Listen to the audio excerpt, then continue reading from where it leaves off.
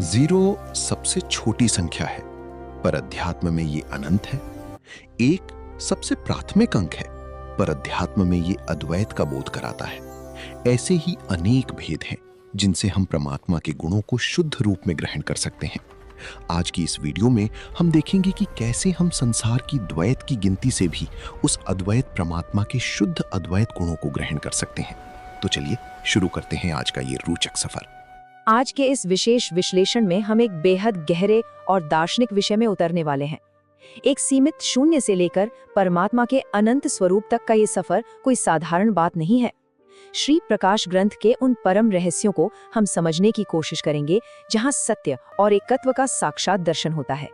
देखिए, अक्सर हम सीमित चीजों में असीमित को खोजने का भ्रम पाल लेते हैं और यही भ्रम संसार को उलझाए रखता है।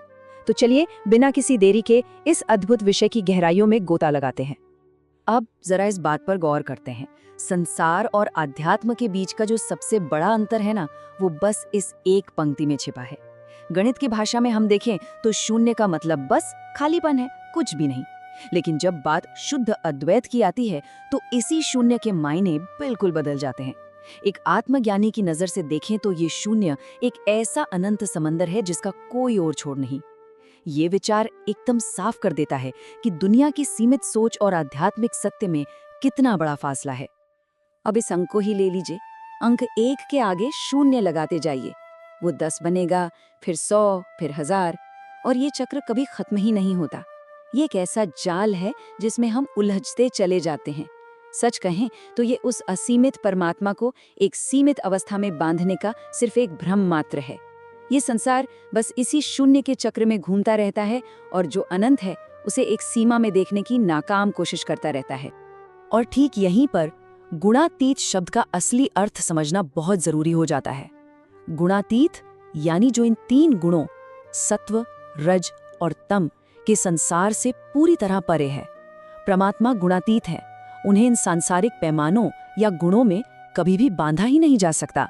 इसलिए इस सीमित दुनिया में बैठकर परमात्मा के गुणों को लिखने या उन्हें नापने की हम कोई भी कोशिश कर लें, वो मूल रूप से एक असफल प्रयास ही साबित होगी, क्योंकि जो सीमाओं से परे है उसे सीमाओं में कैसे लाया जा सकता है।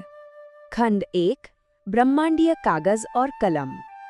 अब जरा परमात्मा के गुणों को लिखने के इस प्रयास की भव्यता की कल्पना करते हैं। भागवत पुराण के अनुसार मान लीजिए कि 50 करोड़ योजन की एक विशालकाय धरती को एक समतल कागज की तरह बिछा दिया गया है। 3 लोक के 14 भवनों के सारे वनों को तराश कर सूक्ष्म कलमों का रूप दे दिया गया है। और तो और 7 पाताल और 6 लोकों के जल को मिलाकर एक दिव्य नूरी स्याही तैयार की गई है। मतलब ये एक ऐसा ब्रह्मांडीय प्रयास है जो जीव की साधारण सोच से बिल्कुल परे है। लेकिन यहाँ एक बहुत अहम पेच है। परमात्मा के गुण लिखने वाले को भी तो गुणातीत होना चाहिए ना।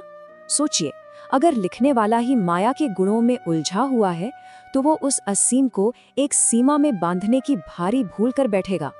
इससे सत्य का पूरा स्वरूप ही बिगड़ जाएगा और अर्थ का अनर्थ हो जाएगा। इसलिए असीम के गुण लिखने के लिए स्वयं उस गुणातीत अवस्था में होना बिल्कुल अनिवार्य है। इस ग्रंथ में एक बहुत ही खास शब्द का इस्तेमाल हुआ है, कोई। यहाँ कोई का मतलब वो नहीं है जो हम आम बोलचाल में समझते हैं।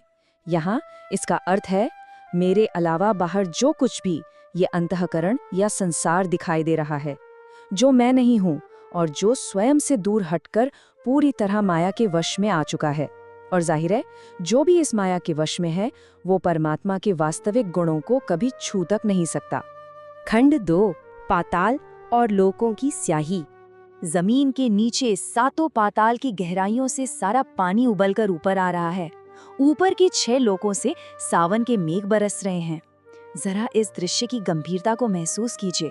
इस पूरे ब्रह्मांड की एक बूंद भी बाहर नहीं छोड़ी गई है। इन सब का महामिश्रण एक असीम नूरी स्याही बना रहा है। ये भव्य दृश्य हमें बताता है कि पूरे ब्रह्मांड की संपदा मिलकर भी अगर उस एक परमात्मा के गुणों को लिखने बैठे तो भी ये काम पूरी तरह असंभव ही लगता है। देखिए, कागज तैयार है, कलम तैयार है, स्याही भी तैयार है, लेकिन जैसे ही जीभ की कांपती हुई कलम उस ब्रह्मांडीय कागज पर चलने को होती है, भीतर से परमात्मा एक दिव्य युक्ति देते हैं। परमात्मा निर्देश देते हैं कि द्वैत की भाषा में अगर एक एक करके गिनने बैठें तो पूरी उम्र बीत जाएगी। इसकी बजाय केवल आदि अक्षर एक लिखो और उसके आगे अनंतता के शून्य बढ़ाते जाओ। यहाँ ये एक किसी संख्या का नहीं बल्कि एक अखंड सत्य का प्रतीक बन जाता है। खंड 3, दुनिया की गिनती बनाम आत्मा। और ये बात ना एक बहुत बड़े वैचारिक टकराव को बिल्कुल स्पष्ट कर देती है। एक तरफ दुनिया की सीमित बुद्धि है जो सिर्फ गिनती के जाल में फंसी है, बस संख्याएं बढ़ाई जा रही है।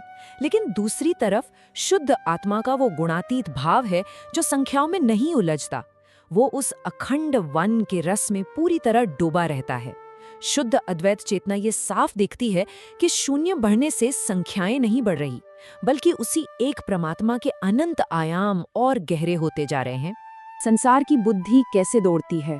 10, 100, 1000, लाख, करोड़, अरब, खरब, नील, पदम, शंख। ये सच में एक थका देने वाली प्रक्रिया है। बुद्धि लगातार संख्याओं के इस अंतहीन जाल में उलझती चली जाती है, हांफने लगती है, लेकिन फिर भी परमात्मा की उस अनंतता को नापने में पूरी तरह असमर्थ रहती है। संसार बस अक्षरों को गिनता ही रह जाता है। खंड 4, 21वां अंत। अब देखिए ये गिनती कहाँ जाकर दम तोड़ती है। जब संख्याएं 17 शंख, 19 सुरिता और 20 मदर को पार कर जाती हैं, तो वो पहुंचती हैं 21वें स्तर पर, और इस 21वें स्थान को ही अंत कहा गया है। यहाँ आते आते जीव की सीमित बुद्धि का पूर्ण ठहराव हो जाता है। वो 50 करोड़ योजन का कागज, 14 भवनों की कलमें और पूरे ब्रह्मांड की वो नूरी स्याही, सब कुछ उस असीमित परमात्मा के सामने बिल्कुल तुच्छ पड़ जाता है। हार मानकर जीव मौन हो जाता है। ग्रंथ की ये जो पंक्ति है ना, कमी तो कहती हूँ जो बैठी माया माही, ये अपने आप में एक बहुत गहरा सत्य समेटे हुए है। इसका सीधा सा अर्थ है कि माया के दायरे में जो कुछ भी है वो सीमित है, लिमिटेड है। धरती के कण गिन लीजिए, सागर की लहरें गिन लीजिए, क्योंकि ये सब माया का हिस्सा है। लेकिन परमात्मा के एक भी गुण को इस 5 तत्वों के आकार या इस मायावी बुद्धि से कभी नापा ही नहीं जा सकता। माया में वो क्षमता है ही नहीं। खंड 5, शुद्ध अद्वैत का प्रकाश।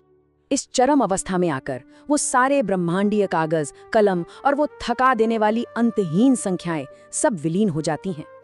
अब क्या बचता है? केवल वो आदि अक्षर एक। यही शुद्ध अद्वैत का असली प्रकाश है।